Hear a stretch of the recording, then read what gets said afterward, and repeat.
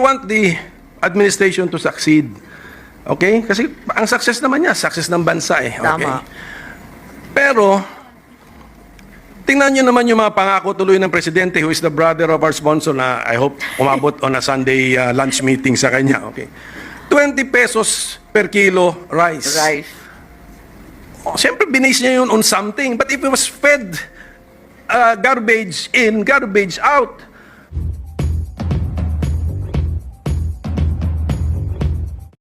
kawawa kasi presidente rin, Mr. Presidente. Sa SONA niya, he mentions figures eh. Yes, Kaya 18% pati unemployment rate, naki-question natin, tinanong natin ang DOLE, mali-mali din ang mga figures. So ito, kung sabihin ng presidente, poverty incidence rate will be down to 9% at the end of his term. Yun ang sabi. But the goal. The starting point is 22%. If the DSWD figures are to be believed, mali. It should be 30%. Then how can he bring it down to 9% at the end of his term, Mr. President? So let's help the administration. We help the president by feeding him correct figures or siguro may factual basis naman po yung ating mga figures, hindi lang siguro baka desktop or tabletop calculations lang po ito. Actually, I appreciate niya the listahanan kasi ang assumption ko niyan from the ground, sinuyod nyo po yung... That's correct. Kasi may mga pangalan yan eh. Oh. Hindi katulad ng PSA na sampling. Nagsasample rin yung listahanan, pero basically, as you said, it's derived from the ground. The MTFF assumption. Then how come the administration does not use the 30% figure of DSWD, the more accurate figure? Kaya yung plano niya sa 2028, by the time the president exits, 9% na lang daw, single digit na daw ang poverty incidence rate. Kawawa naman kung hindi talaga ma-achieve because he assumed 18 or 22% ng assumption. I'm getting the MTFF assumptions, Mr. President. Yes, I think the idea or the strategy of the DSWD is to saturate the poorest barangays. So yung more prosperous are excluded in their listing, which probably bloats the poverty number to 30%. Kasi saturation of rural and urban poor yan eh. Secretary, with your people, it does not nga eh. But that's my point. Even if we assume that the unsurveyed 5 million Are all rich. 30% pa rin mas masama nga yung sinasabi nyo na 6 million of the 15 are poor. Ano na yun eh? 30+%, 36%, more than 36%. Mas malaki talaga ever since yung DSWD working figures for poverty than PSA. Mulat sa poll, there's always been that disconnect. And we've always questioned it here in the Senate, and the answer has always been that their focus is to saturate the rural and urban poor barangays. Yeah, but the administration which the secretary is part of, okay, your success will be measured against your promises. Tandaan nyo, the president promised at the end of his term, single-digit poverty incidence rate. Ang interpretation ko doon, not more than 9%. Correct. Okay. And of course, may assumption siya. Di ba saan siya nag-umpisa? Di ba? Nung na-turn over sa administration niya, may assumption siya. Ang layo, ang na-assumption na it's not in the vicinity of 30%, which is reflected by your figures na sinuyod ninyo from the ground. Mas maganda nga yung figures ninyo. Mas maniniwala ako sa figures ninyo. Yeah, totoo. Assumption niya. Kasi may pangalan to eh. May address. Yung hindi yan.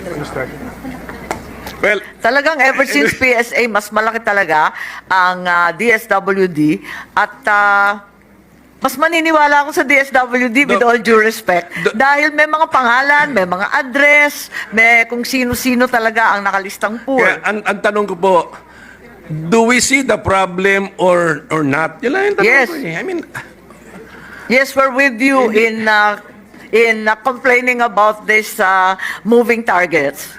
even the MTFF will fail, Mr. President, kung mali ang assumptions. I think that's the reason why Listahanan 3 is now going to be folded in the PSA, and CBMS data from the ground will be submitted to the PSA once and for all, so we can consolidate all accurate data from below rather than projecting or sampling and so on. Sila yun. Manpower nila yan. Yung CBMS po, manpower po ninyo? No. Kanina po? This is going to be a combination. It's an existing project of the LGUs. They will be guided and analyzed thereafter by the PSA para isahan na lang yung ating data at hindi pa iba-iba yung measure. Kasi actually,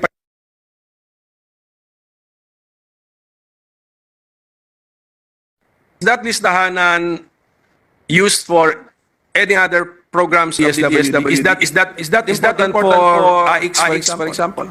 Ma'am, ayos hindi. But for other programs, even sa other departments, like the lifeline rate ng PRC, Yes, I think the listahanan, of which listahanan 3 is the last, ano? It's being used for lifeline rates for the ERC and other projects of other departments. In PhilHealth, for example, ginagamit din yan.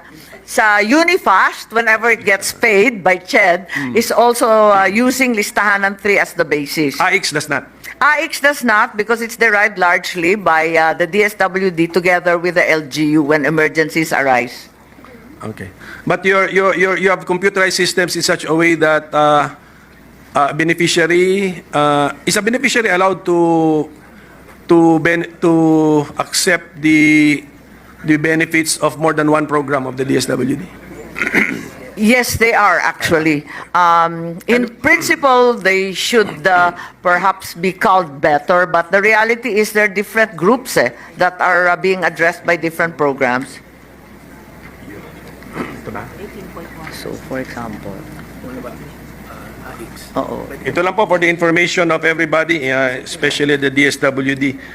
Kasi sorry, the Secretary is a member of the official family para ma-discuss niyo po to sa taas sa cabinet. that's correct. In your MTFF, the assumption 2021 poverty rate is 18.1. Okay. Kaya malakas ang loob ng economic planners, ng official family, and of the president to commit that at the end of his term, 9% ang poverty rate. So, okay? So just input na lang po natin yan sa planning po ninyo kasi Pero it's the same. It's the same. It's still way ito, at least we're talking to the president's sister, so who is I our don't know sponsor. that, if that ito. helps the Madam, okay. But I think there's a great hope pinned on the CBMS actually consolidating data once and for all. Dahil as we know, yung PSA naman very undermanned din. And the 2020 census, as a matter of fact, was finished very late dahil nga sa COVID. So talaga may problema lahat ng datos natin. Kami po minority sa Senate. Hindi kami aligned with the administration, okay? Sabi ko, ang tawag namin, we are critical cooperators. We want the administration to succeed. Okay? Kasi ang success naman niya, success ng bansa eh. Okay? Tama. Pero, tingnan niyo naman yung mga pangako tuloy ng presidente who is the brother of our sponsor na I hope umabot on a Sunday lunch meeting sa kanya. Okay? 20 pesos per kilo rice. Oh, siyempre, binase niya yun on something. But if it was fed garbage in, garbage out. Okay, ang plano sa energy, bago daw siya matapos ang kanyang termino, total household electrification. Sa hearing natin, magkano budget? 70 billion. Saan manggagaling? Di pa namin alam. Official Development Assistant. Sa housing. 6 million units, homes. Binabala sa 3 million. At the end of my term, 1 million a year. 1 year and more than 1 year now. Wala pa eh, na actual term. So in-adjust na lang. 6 million housing units to be launched. Oh. I mean, and then the poverty incidence rate.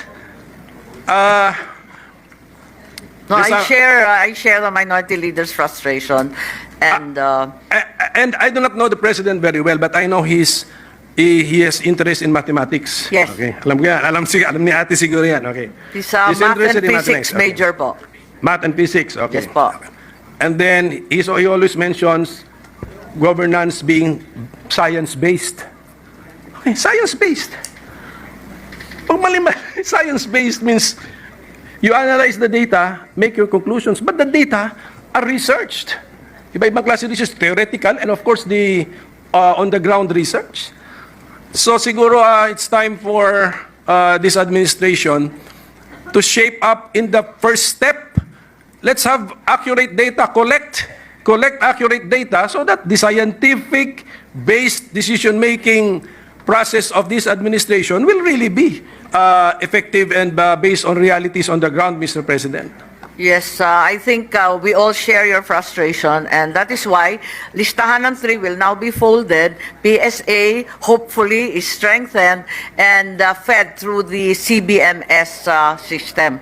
And that way we get a more coherent picture in the Philippines. When the sponsor says, Mr. President, Listahanan 3 will be folded, ano yung parang abandoned na? Discarded na? What is it? When Kasi it sa- folded means... Kasi yung Listahanan 3 is going to be the last one. Ayon sa batas, siya na yung huli. Matapos yun, PSA na at yung ibang authorities ang magbibigay ng datos. So, Yeah. PSA has in its budget now the funding, Yan ang problema. the funding for the groundwork necessary to create another ang meron list. yung CBMS. Kasi ayon sa CBMS law, mag-umpisa na yung CBMS to gather with 679 LGUs, and the LGUs have funded it. So we are hoping that with CBMS, the data quality is improved.